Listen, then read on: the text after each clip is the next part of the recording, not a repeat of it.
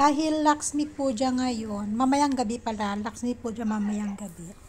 So, mamayang gabi din yung daw-suri, yung parang mga ngaruling, yung pupunta bahay-bahay, magsasayaw, kakanta, tapos mag-aantay na magbibigay ng pera. So, tong dalawang dalagitan na to, pra-practice sila magsayaw kasi mamayang gabi magsasayaw daw sila. Kasama nila yung mga iba pang mga dalaging ding dito sa may amin. So, ito yung isang tugtog na sasayawin nila. Bali, pangalawang sayaw na nila nito. Yung isang sayaw kasi nila kanina hindi ko na-record. So, ito lang yung na-record ko, yung pangalawang tugtog lang. So, nagpa-practice sila dito sa bahay. Kasi nga, nagpapaputok kami kanina dyan sa may harapan. Nandito sila lahat. Yung mga bata ba dito sa amin. So, nung nagsipasukan na dito, ayan, sumunod sila nagpasok. So, hinayaan naman ni Asis na magpatugtog sila dyan sa may TV. Kasi nga, mamayang gabi, yan yung sasayawin nga nila sa daw-suri. Kaya, inaano ko si Asher kung sasama siya, mag-daw-suri din. Kasi, sa Ramkula Club, parang nagka-usap-usapan nila na ganun nga, magbabahay-bahay nga. At ang alam ko, yung maiipon nila na pera ay gagamitin nila sa pang-tour at sana makasama tayo sa plano nilang tour. At papunta yata ng Pokhara. Kasi nung nakaraan, buntis ako nun kay Tonton. Ang pinuntahan nila ay sa may Gurkha. Yun yung si Asis lang ang sumama nun. So, this year, sabi ko baka sakaling makasama kami, kasama tong mga bata, after ng tihar. So, at saka meron kami ditong racket, yung psh, boom, ganun, mamayang gabi yun. Sabi ko, mamayang gabi natin pa putukin yun. Sabi ko kay Asher, gawa nga ng mas maganda sa gabi, kitang-kita sa gabi kapag ganito. Pero syempre, gusto ko din naman na kahit na wala kaming tihar ngayon, this year, gusto kong ma-enjoy naman ni Asher yung pagpapaputok na ganyan, para hindi naman siya ma-bored ba. So, ayan, yan yung isang sayaw nila, nagpa-practice, para mamayang gabi nga. Nakakatuwa lang kasi mga bata ngayon talagang game na game din sila kapag ganitong festival. Although hindi nila masyadong ma-enjoy kasi wala silang rangoli, hindi makakapagawa ng rangoli. Yung mga iba, hindi rin naglagay ng Christmas letter, hindi rin sila naglagay ng lights. Pero kami kasi, nagkabit kami ng lights sa harap ng bahay, kahit sina ama. At mamayang gabi ay magtitirik tayo ng kandila. Magpapailaw para maliwanag dyan sa may harapan. Kasi paniniwala din nila dito kapag maliwanag, lalo kapag Laksmi Puja na ganyan, kung baga yung swerte ay papasok sa loob ng bahay. Since sabi naman nila Asis, puja lang talaga ang bawal, pero pwede yung paglagay ng mga dekorasyon na yan. So, ayun, ito yung ginagawa nila habang si Asis ay nagluluto naman ng aming ulam. At nagluluto siya ng karne. Yun yung niluluto niya na akala naman tong anak ko ay nagluluto ng french fries ang ama. So medyo hininaan ko nga lang yung sounds guys para hindi tayo makapiright. Yan, para marinig nyo pa rin ng kapiranggot yung sounds nila. What are you cooking, Papa? What is this? Bungur. How you will cook? Fry? How you want? Fry bungur with what? With achar? With achar? I know that. How you will cook this one? Not understood. How you understand? I do not know.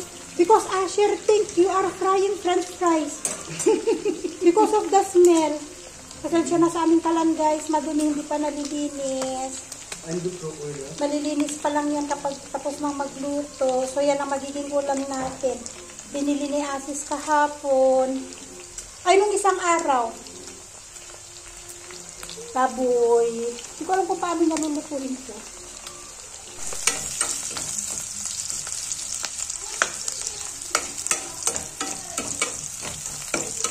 Hindi ko alam kung paano lulutuin ni Asis, pero tignan natin.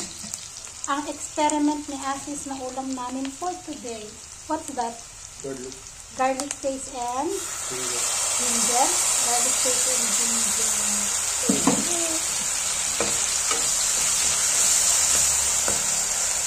It's like sukuti? You will cook like sukuti? Parang sukuti ba? ang luto.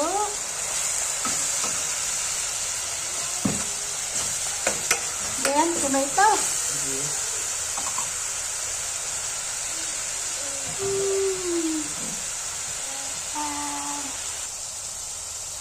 And tomatoes.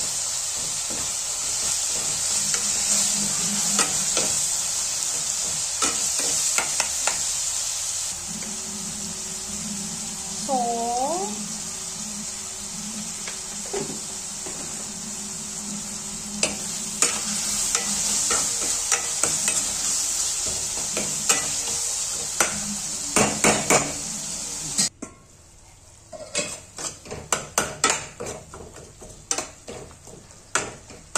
ayan, kapag yung tomatoes ay lutong-luto na, tapos may natira pang garlic paste dun.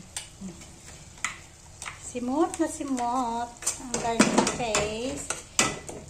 Yan, ilalagay na natin yung ating meat. Like that only? Yeah. No soup? Ah, parang ang sukuti style. Also, No, it's okay. For me, no problem. Me and Asher, we can eat without soup. You know it already. I will ask Dal with Mama. And, saka palang lalagyan ng seasonings. Turmeric. Some people, they are drinking milk with turmeric at night. What's the taste? This one good for the tummy. Nakita ko lang, sa mga Indian, ininom sila ng milk with turmeric sa gabi. Turmeric, and you will put also masala. And as usual, masala. Like that only. Ganyan pala. Ganyan lang pala ang luto ng aming ulam for today. What do you call for this, cook? Pacham? tawa siya hindi niya alam kung ano ang tawag sa luto niya, basta niluto lang niya na ganyan. So, pacham na luto ng aming ulam. Bunggur. So, as usual guys, after kain, maghugas tayo ng pinggan habang natutulog si Tonton. Minsan, tinatambak ko lang dyan. Minsan kasi, after namin kumain, nagigising si Tonton, kaya hindi ako agad-agad nakakapaghugas ng pinggan. So, ngayon kasi nakatulog siya kaya madaliin natin yung paghuhugas ng pinggan para pag nagising siya, focus tayo sa pag-aalaga sa kanya. So, trabahong nanay, after hugas-hugas, ligpit-ligpit ng konti. Kasi nga, di ba kanina nandito yung dalawang dalaginding na pamangkin ni Asis ay nag-practice nga sila ng sayaw-sayaw dito. So, hindi pa kami ganun nakakapaglinis ng bahay. Bali, nakapagwalis lang ako pero hindi pa nakapag-map. Pero sabi nga kasi ni Asis, kailangan daw malinisan ang bahay ngayon kasi nga Lakshmi Puja ngayong araw na to. Although mamayang hapon naman yung rangoli, pero wala kasi tayong rangoli dahil nga walang celebration ng festival this year dahil nga namatayan sila ng Tulbaba. Pinsan nila Baba yung namatay. Abay, at nakabihis na pala yung mga dalaginding natin eh. Oo, nakasuot sila ng dry clothes. Saka nagsasayaw ulit sila dyan sa harap ng bahay. Bali, inaantay nila yung iba nilang mga kasamahan. Habang nagpre-prepare. Kasi mamayang gabi pa naman. Mga alas 6 siguro. Kasi madilim na dito yung alas 6. So, baka alas 6 magsisimula na sila mag-dawsuri.